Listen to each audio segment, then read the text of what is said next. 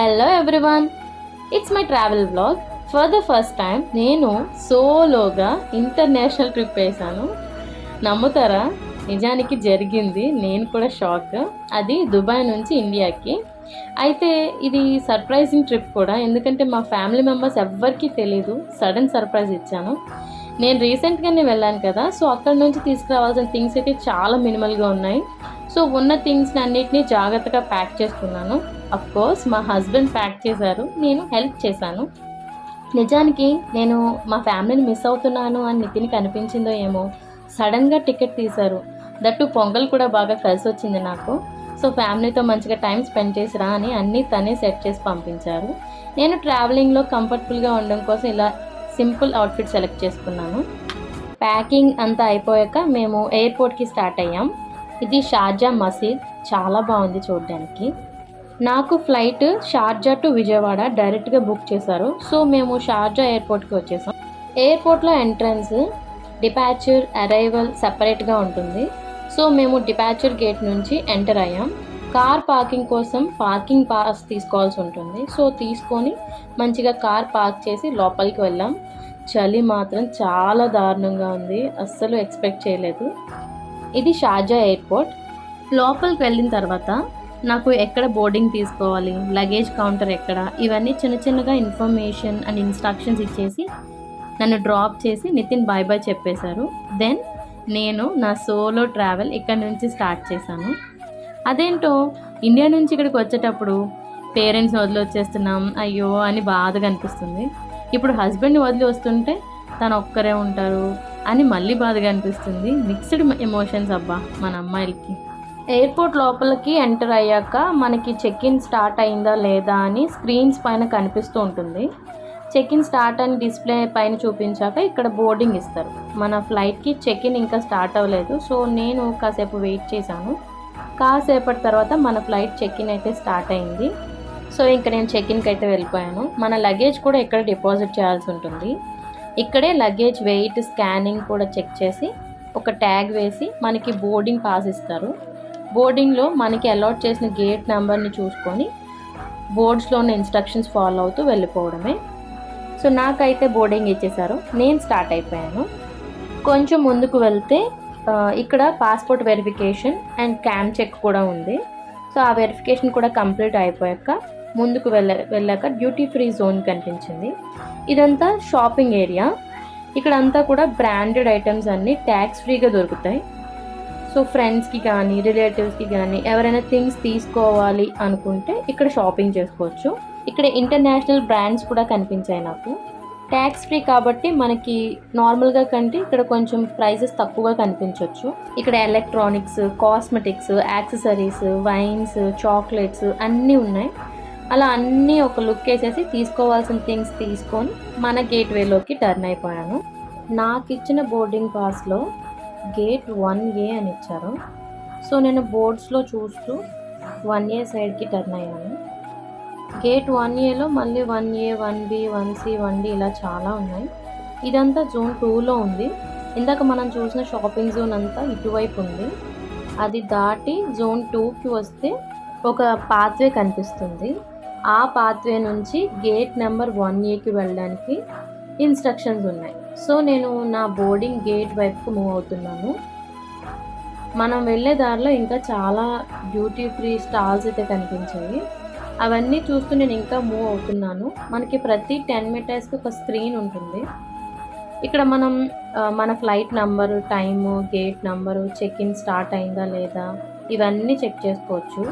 నా ఫ్లైట్కి check in అయితే 1:30కి start అవుతుందని ఇచ్చారు. సో అలా ఎయిర్పోర్ట్ అంతా ఒక రౌండ్ వేశాను.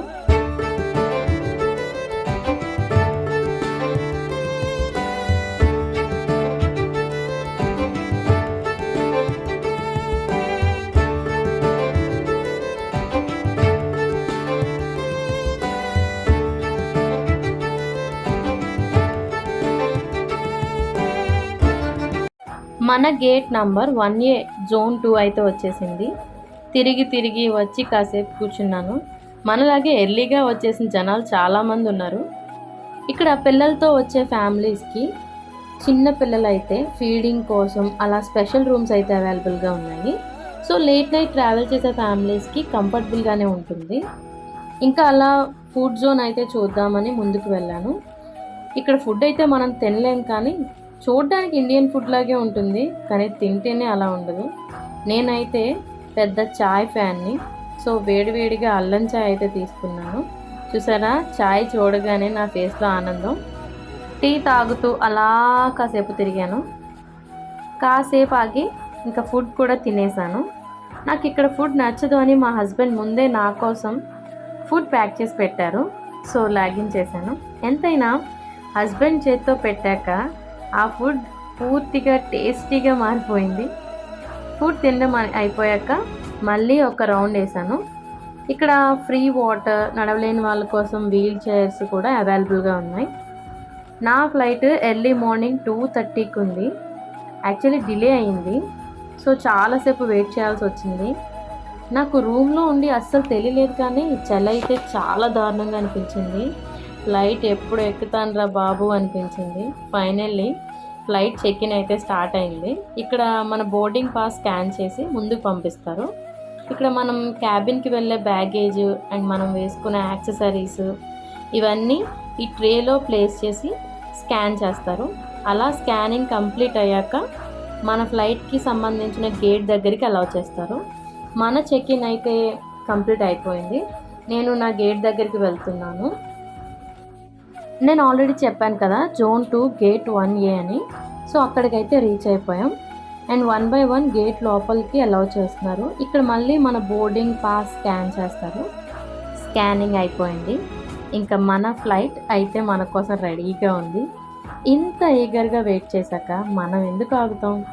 ఫాస్ట్గా ఫ్లైట్ లోపలికి వెళ్ళిపోతాం పదండి. ఫస్ట్ అయితే చలి నుంచి తప్పించుకోవాలి. సో ఫ్లైట్లోకి ఎంటర్ అయిపోతున్నాం. ఫ్లైట్లోకి ఎంటర్ అయ్యాక లోపల వ్యూ ఇలా ఉంటుంది. నా సీట్ సెట్ చేసుకున్నాను. మిగిలిన వాళ్ళంతా ఎవరి సీట్స్ వాళ్ళు చెక్ చేసుకుని సెట్ అవుతున్నారు. నాకు విండో సీట్ అయితే బుక్ చేశారండో మా శ్రీవారు. నేను ఫుల్ హ్యాపీ. ఫైనల్లీ ఫ్లైట్ అయితే ఎక్కేసాను.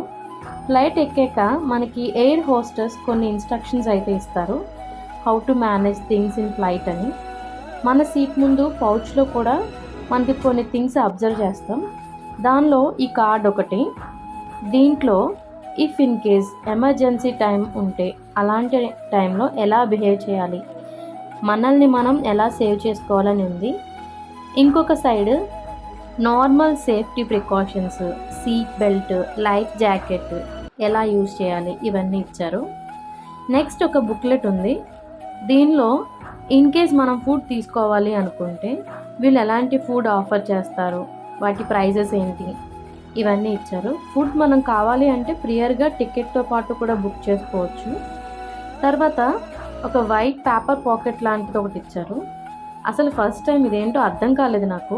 బట్ ఇది ఎందుకంటే టేక్ ఆఫ్, ల్యాండ్ అయ్యేటప్పుడు వామిటింగ్ సెన్సేషన్ వస్తుంది కదా కొంతమందికి, అప్పుడు యూజ్ చేసుకోవడానికి.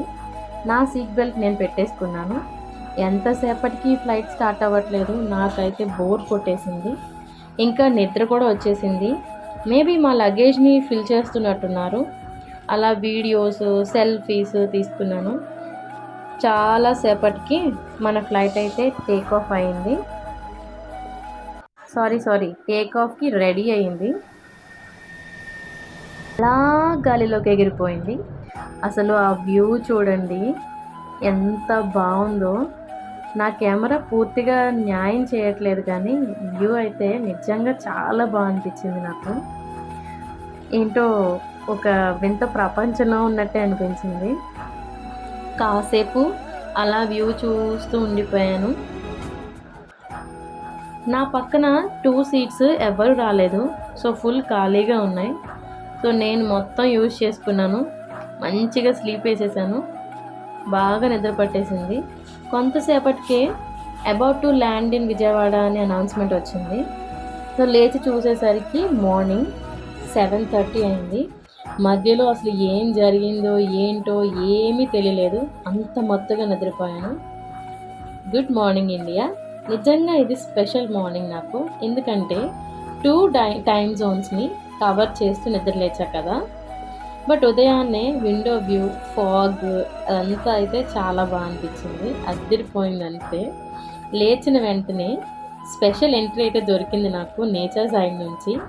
ఒక ప్లెజెంట్ మార్నింగ్ని బాగా ఎంజాయ్ చేశాను. మా ఫ్లైట్ అయితే ల్యాండ్ అయిపోయింది. ఇండియాకి వచ్చేసాను. నాకేంటో ఫ్లైట్ ఎక్కి దిగితే లైట్గా ఇయర్ పెయిన్ వస్తుంది అనిపిస్తుంది. మీకు కూడా అలా అనిపించిందా ఎప్పుడైనా? దానికి సైంటిఫిక్గా కూడా రీజన్ ఉంది. మనం ఇయర్లో ఉండే ఒక ఫ్లూయిడ్ మూమెంట్ డిఫరెంట్ అట్మాస్ఫియర్స్లో డిఫరెంట్గా ఉండటం వల్ల అలా వస్తుందంట. ఏది ఏమైతేనే నేనైతే ఇండియాలో అడుగు పెట్టేశాను. ఎంతైనా మన గాలినండి. ఆ కంఫర్ట్ అయితే ఎక్కడ దొరకదు మనకి. మన కోసం ఈ బస్ అయితే వెయిట్ చేస్తుంది. ఈ బస్ మనల్ని ఫ్లైట్ రన్వే దగ్గర నుంచి ఎయిర్పోర్ట్ వరకు తీసుకెళ్తుంది. సో నేను నా బస్ ఎక్కేసాను. మనల్ని షార్జా నుంచి ఇండియాకి తీసుకొచ్చిన ఫ్లైట్ ఇదేనండి. See that. Thank you darling. Thank you so much. ఎయిర్పోర్ట్కి వెళ్ళాక మళ్ళీ ఇమిగ్రేషన్లో మన పాస్పోర్ట్ చెక్ చేసి స్టాంప్ వేస్తారు. తర్వాత మనం మన లగేజ్ కలెక్ట్ చేసుకోవాల్సి ఉంటుంది. నేను కాసేపు వెతికాక నా లగేజ్ అయితే కనిపించింది. ఇది లగేజ్ కలెక్ట్ చేసుకునే బెల్ట్. ఇక్కడ లగేజ్ కలెక్ట్ చేసుకుని మనం బయటికి వెళ్ళిపోవడమే. సో అదండి నా solo trip from Sharjah to Vijayawada. Not bad. ఒక మంచి ఎక్స్పీరియన్స్ అని చెప్తాను. బట్ మనం అప్పుడప్పుడు ఇలాంటి జర్నీస్ సోలోగా చేస్తే మనల్ని మనం ఇంకొంచెం తెలుసుకుంటాం. మన పైన మనకి కాన్ఫిడెన్స్ లెవెల్స్ కూడా పెరుగుతాయి. Thank you all. నెక్స్ట్ వీడియోలో మళ్ళీ కలుసుకుందాం. నా ఛానల్ని ఇప్పుడే ఫస్ట్ టైం చూస్తూ ఉంటే please do like, share and subscribe.